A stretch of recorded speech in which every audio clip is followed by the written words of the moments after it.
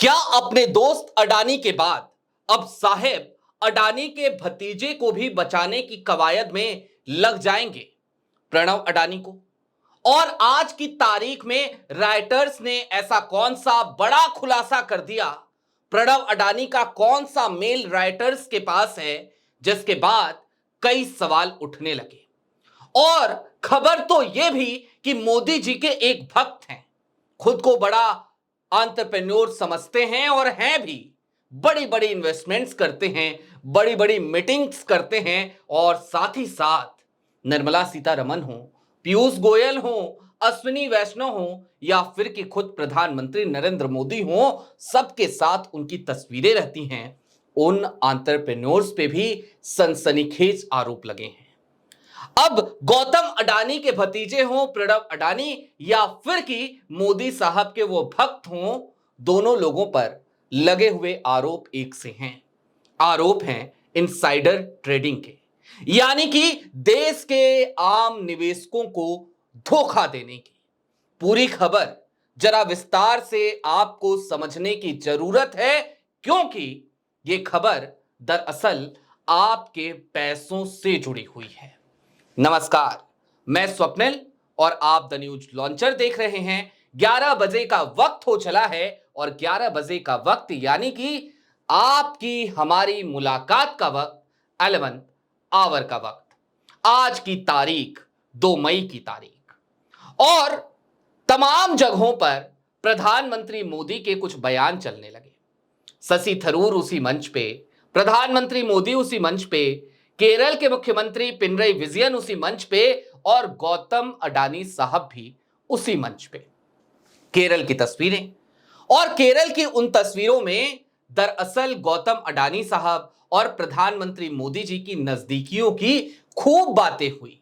शशि थरूर पे किया गया तंज भी दरअसल पूरे देश में मीडिया की फोकस में रहा।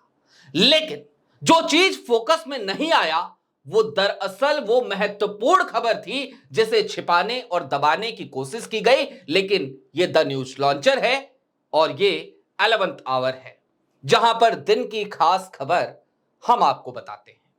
तो जाहिर सी बात है, अपनी स्क्रीन पर राइटर्स का एक बड़ा खुलासा देख लीजिए। जी हां, राइटर्स ने प्रणव अडानी को लेकर एक बड़ा खुलासा कर दिया है। प्रणव अडानी के ऊपर बीते साल सेबी ने आरोप लगाए थे और प्रणव अडानी एक्यूज्ड बनाए गए थे। मामला था इनसाइडर ट्रेडिंग का। 2021 का साल था और 30,000 करोड़ रुपए की सबसे बड़ी डील ग्रीन एनर्जी के क्षेत्र में अडानी ग्रुप ने करी थी। लेकिन इसी डील को लेकर दरअसल प्रणव अडानी पर यह आरोप लगा कि उन्होंने डील से पहले ही बहुत सारी गोपनीय जानकारियां अपने brother in law Kunal Sah को दे दी। और जब कुणाल साह को वो जानकारियां मिली तो कुणाल साह ने उस जानकारी का फायदा उठाया, अडानी ग्रुप के शेयरों में ट्रेड किया और इसके एवज में उन्हें एक मोटी कमाई हुई, लगभग 1 करोड़ रुपए की कमाई हुई। अब यह पैसा कम ज्यादा आपको लग सकता है।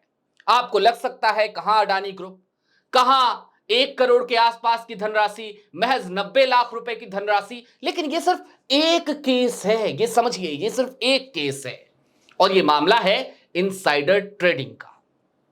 अब प्रणव अडानी की इस समस्या को, इस घालमेल को थोड़ी देर के लिए यहीं रोक दीजिए। राइटर्स के पास क्या मेल है, राइटर्स ने क्या दावा किया है, प्रणव अडानी ने राइटर्स से क्या कहा, सारी बातें आपको आगे विस्तार से बताएंगे। लेकिन उससे पहले अपनी स्क्रीन पर एक और खबर देख लीजिए। भावेश अग्रवाल, जी हां, कौन है भावेश अग्रवाल? आप सब जानते हैं, ओला के फाउंडर हैं।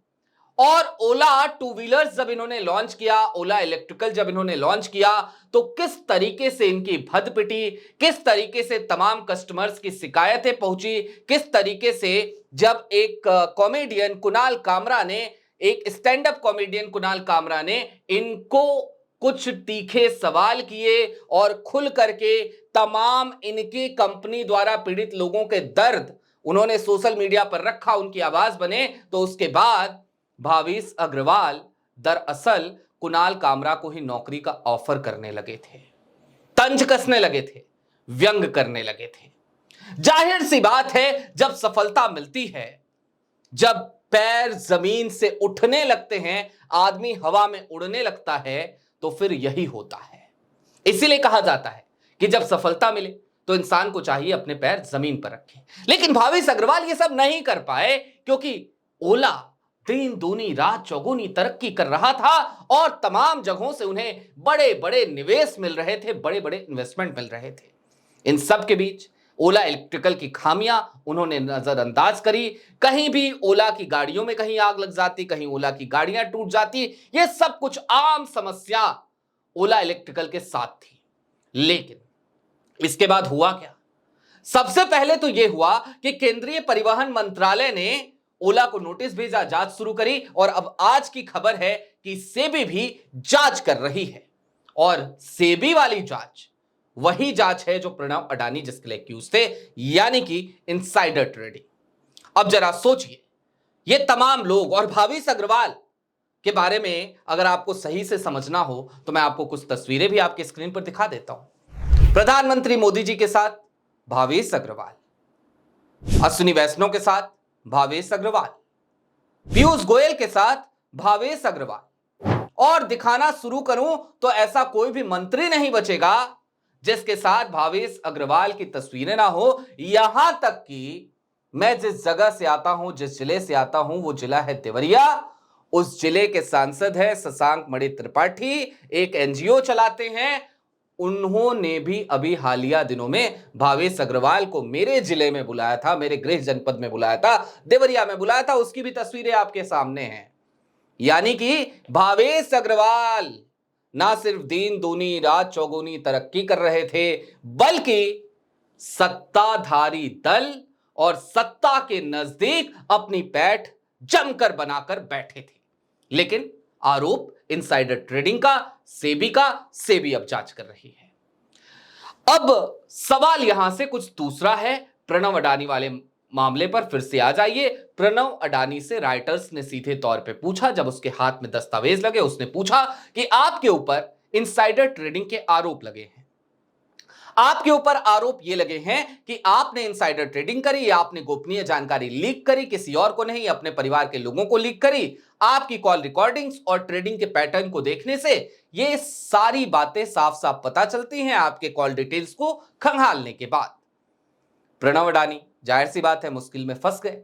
लेकिन प्रणव अडानी जब मुश्किलात में फंसे तो उन्होंने सीधे तौर पर यह कहा कि मैं सेटलमेंट करना चाहता हूं।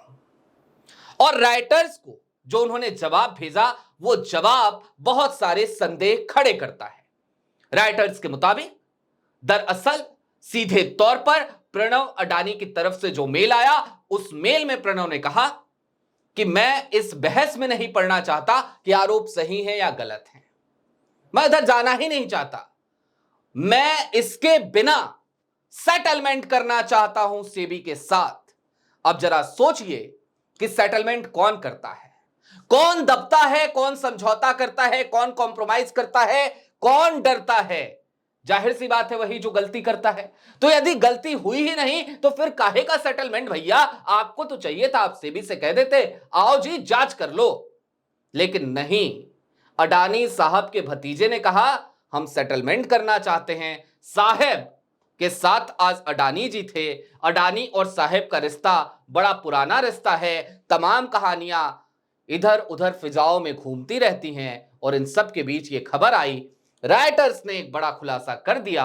हमने सोचा पूरे दिन में आपको कौन सी खबर बताई जाए, तो लगा कि ये वो खबर है जो आप तक पहुंचेगी नहीं, हमने पहुंचा दी। आपकी क्या राय है कमेंट बॉक्स में जरूर बताइएगा। अभी के लिए दीजिए इजाजत, कल फिर मिलेंगे इसी वक्त द न्यूज लॉन्चर पर। कार्यक्रम यही होगा 11th आवर। शुक्रिया।